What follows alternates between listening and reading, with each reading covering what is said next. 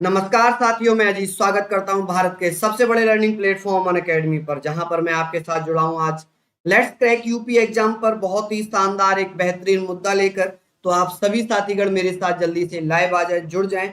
यहां पर हम लोग बात करेंगे crack UP PSC and UP triple SC with India's largest learning platform Unacademy. तो आज ही सब्सक्राइब करें और जुड़े बेहतरीन भविष्य बनाने के लिए। आप लोगों के लिए यहाँ पर UPPSC UP triple SC mega offer है 12 महीने का, 2 महीने सब्सक्रिप्शन यहाँ पर फ्री है। आज मैं आप लोगों के लिए बहुत ही शानदार सेशन लेकर आपके सामने हाजिर हूँ। तो सभी साथीगण जल्दी से आ जाएं। यूपीपीसीएस फतेह स्कॉलरशिप टेस्ट के बारे में बताना चाहता हूँ कि 11 बजे ये टेस्ट होता है एवरी संडे, जिसका टेस्ट पैटर्न सेम है। 150 MCQs, Hindi English 200 number, 120 minute और नेगेटिव मार्किंग 0.33%। तो आप लोग इस टेस्ट को जरूर दिया करें। यहाँ पर प्लस फीचर्स के बारे में बताना चाहता हूँ अनअकैडमी। यदि आप हमारे अनअकैडमी के साथ जुड़ते हैं और एक सिलेबस परचेज करते हैं, एक कोर्स परचेज करते हैं, तो ऑल कोर्सेज के एक्सेस आपको मिल जाते हैं। सारी चीजें यहाँ पर आप लोगों के लिए प्रोवाइडेड हैं। तो आप लोग हमारे साथ जरूर जुड़े। आप लोगों के लिए लक्ष्य यूपीपीएससी प्रीलिम्स टेस्ट के बारे में बताना चाहूंगा कि 1 मई से 6 जून तक ये चल रहा है। तो आप सभी साथीगण अच्छे से इसको ध्यान से पढ़ें, मेहनत करें और शानदार तरीके से आप लोग मेरे साथ जुड़ जाएं। यहां पर आप लोगों को बताना चाहता हूं कि प्रगति 90 डेज का क्रैश कोर्स स्टार्ट हुआ है। यूपीपीएससी आरओ के लिए 31 मई से स्टार्ट हुआ है। तो आप लोग ज्वाइन कर लीजिए और ज्वाइन करते समय अजीत लाइव कोड यूज करना मत भूलना। इसमें आप लोगों को 10% का डिस्काउंट मिलेगा। यूपी ट्रिपल एससी पैट आप लोग जानते हैं कि 25 मई से इसके फॉर्म आ गए हैं। 25 मई से इसके फॉर्म फिल किए जा रहे हैं। तो आप लोग कर सकते हैं। 1 जून से ये स्टार्ट हो रहा है। अजीत लाइव कोड जरूर यूज कीजिएगा। सभी साथीगण आ जाएं। यहां पर लक्ष्य यूपीपीएससी 2022 के बारे में बताना चाहता हूं। 12 महीने का प्रीलिम्स मेंस ये होगा और 2 जून से यहां पर आप लोगों के लिए ये बैच स्टार्ट हो रहा है। सभी साथीगण जुड़े। विजय पथ के बारे में बता दूं कि GS paper 1 answer writing batch start हो रहा है 2021 का, जो कि 2 जून से स्टार्ट हो रहा है। आप लोग सभी जुड़े रहेंगे। बैचेस के बारे में आप लोग जानते हैं। UPPSC upper subordinate, lower PCS, RO, UPSI, UP PET, लेखपाल, बीओ, बहुत ही शानदार सब्सक्रिप्शन यहाँ पर आप लोगों को मिल रहे हैं। तो आप लोग इसको परचेज करिए। अजीत लाइव कोड यूज करके आप 10% का डिस्काउंट ले सकते हैं। 1 महीने, 3 महीने, 6 महीने, 12 महीने या 24 महीने। अगर 12 महीने के लेते हैं तो 2 महीना फ्री आपको मिल जाता है, यानी कि आपको 1 साल की जगह 14 महीने का मिलता है। हनी चौहान जी, मिस्टर एंड मिसेस गुजर जी, गुड इवनिंग, नमस्कार, प्रणाम। सभी साथीगण कॉम्बो सब्सक्रिप्शन के बारे में बताना चाहूंगा कि आप सभी साथीगण देखिए 4 टॉप कैटेगरी में आपको पढ़ने का मौका यहाँ पर मिल रहा है। आप लोग 4 टॉप कैटेगरी के टॉप एजुकेटर से भैया पढ़ सकते हैं, मेहनत कर सकते हैं और अपना भविष्य बना सकते हैं। देखिए हम लोग यहाँ पर बात करेंगे भैया, ये आज 6 बजे है, 6 बजे ये क्लास आपकी हो रही है। हम लोग यहाँ पर बात कर रहे हैं, बता देता हूं कि भैया लगभग 41 करोड़ इसको यूज करते हैं और लगभग 21 करोड़ इसको यूज करते हैं। लगभग 52 करोड़ हो रहा है। तो कुछ यहाँ पर आप लोग ध्यान रखना, 53 करोड़ के आसपास पहुंच रहा है ये आंकड़ा। 21,10,000, 41,56,000 के आसपास इनको देखते हैं। अब ये आंकड़ा कितना है तो आप लोग ध्यान रखना, 1.75 करोड़ लोग ट्विटर यूज करते हैं। अब इतनी बड़ी संख्या में सोशल प्लेटफॉर्म को यूज किया जाता है, कोई भी आता है इन पर भद्दे कमेंट करता है, कोई भी कमेंट कर देता है, लेकिन उसके ऊपर कुछ भी नहीं होता। तो भैया आप लोग जानते होंगे ओटीटी कंटेंट के माध्यम से, किसके, ओटीटी कंटेंट को लेकर। तो मैं यहां पर बता दूं बेटा, ओटीटी कंटेंट को लेकर एक नई गाइडलाइंस जारी की गई है। ओटीटी कंटेंट को लेकर एक नई गाइडलाइंस जारी की गई है। अगर इसकी फुल फॉर्म जिसको नहीं पता है मैं बता देता हूं, इसकी फुल फॉर्म क्या होती है। तो आप कहेंगे सर इसकी फुल फॉर्म होती है, आप कहेंगे बच्चा over the tops. Over the tops मतलब जब कहते हैं ना कि गर्दन से ऊपर जब पानी निकल जाता है तो भैया पानी सिर से ऊपर जा रहा है, अब बर्दाश्त नहीं किया जाएगा।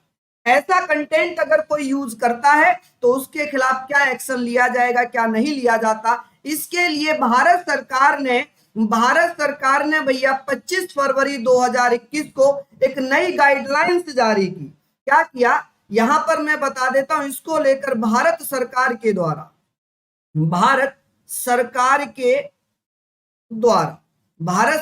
द्वारा भैया, जो भारत सरकार के अधीन एक मंत्रालय आता है जिसे मिनिस्ट्री ऑफ इंफॉर्मेशन, याद रखना भैया, ministry of information and technology. तो आप लोग ध्यान से इसको लिखना, और नहीं लिख रहे हैं तो कोई बात नहीं, पढ़ लेना, क्योंकि समझ जाना बस। टेक्नोलॉजी यानी कि इसे हम बोलते हैं सूचना एवं प्रौद्योगिकी मंत्रालय, सूचना एवं प्रौद्योगिकी मंत्रालय। इसके द्वारा भैया कुछ गाइडलाइंस जारी की गई हैं। इन्होंने क्या कहा, इन्होंने भैया गाइडलाइंस जारी कर दी। क्या क्या गाइडलाइंस जारी कर दी? इसके जो मिनिस्टर हैं वो है रविशंकर। कौन है बेटा, आप लोग जानते होंगे कौन है भैया भारत में, बताइए। रविशंकर प्रसाद भैया इसके मंत्री हैं। अजय जी स्वागत है आप लोगों का। एक बार सेशन को शेयर कर दीजिए जल्दी से, तभी मजा आएगा पढ़ने में। एक बार यदि आप लोग सेशन को शेयर करेंगे तभी मजा आएगा पढ़ने में, ठीक है। तो मैं यहां पर आप लोगों को बात करूंगा कि सर इसके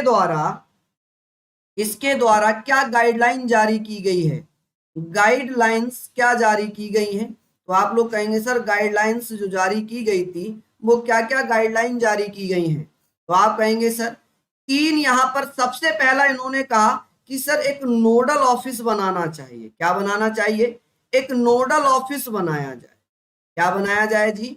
एक नोडल ऑफिस बनाया जाए, यानी कि एक ऐसा ऑफिस बनाया जाए जो भारत के लोगों की पहुंच तक हो, जहां तक भारत के लोग पहुंच पाए। जैसे कि इनके ऑफिस बने हुए हैं अमेरिका में है, कहां पर है, विदेशों के हैं, क्योंकि भारत का कोई भी सोशल प्लेटफॉर्म नहीं है। इन्होंने कहा कि एक नोडल ऑफिस बनाया जाए और इसका जो एड्रेस है, इसका एड्रेस भी मेंशन किया जाए, इसका एड्रेस भी लोगों को दिया जाए, एड्रेस लोगों तक पहुंचाया जाए कि भैया इसका एड्रेस दिल्ली में है, कि यहां पर अगर इसका काम होगा जांच करना कि जो शिकायत आई है उसका जांच करना, और मंत्रालय को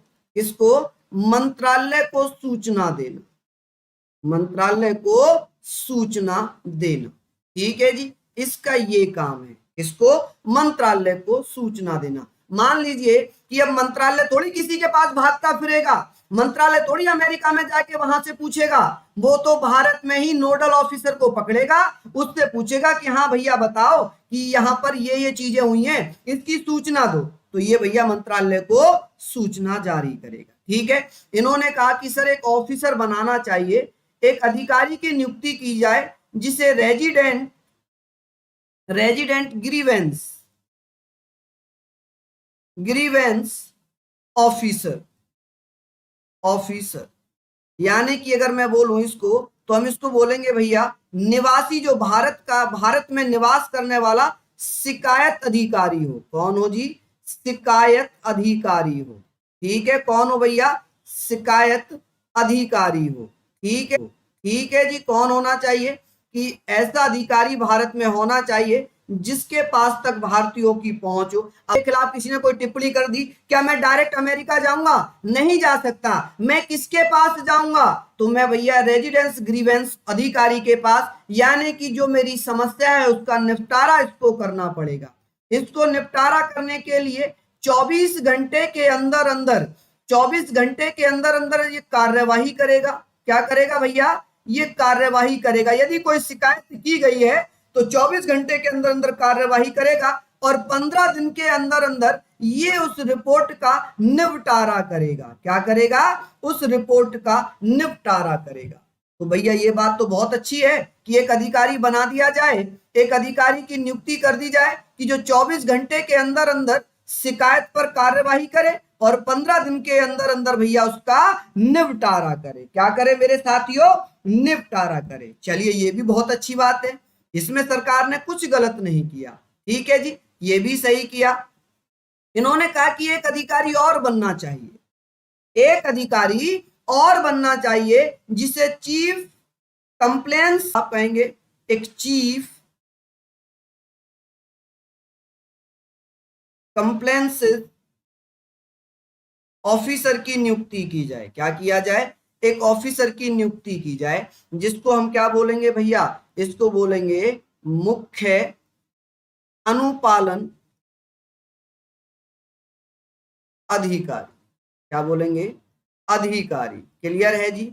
आप लोग समझ जाना भैया क्या बोलेंगे कि सर इसका क्या काम रहेगा, ये क्या काम करेगा। तो मैं बताता हूं भैया इसका क्या काम होगा। इसका काम होगा जो ओटीटी है, जो ओटीटी कंटेंट है, ओटीटी कंटेंट की जांच करना। क्या करना? जांच करना। जांच करने के बाद कानून के तहत कार्यवाही करना। किसके तहत? कानून के तहत कार्यवाही करना। ठीक है जी, कि भैया कार्यवाही की जा रही है साहब।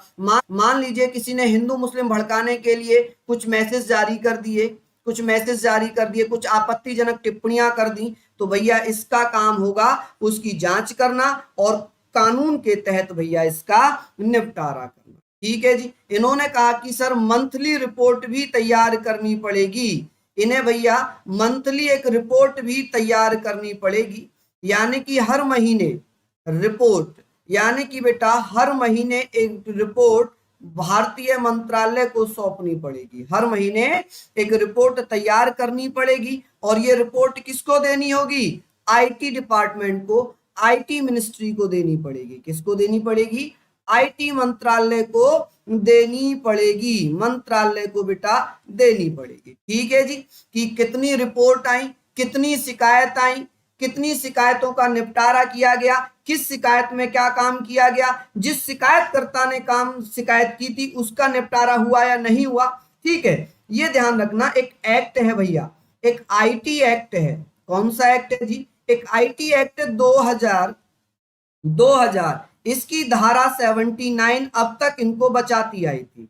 धारा 79 अब तक इनको बचाती आई थी। इसमें यह लिखा था, यदि फेसबुक पर, ट्विटर पर, किस पर?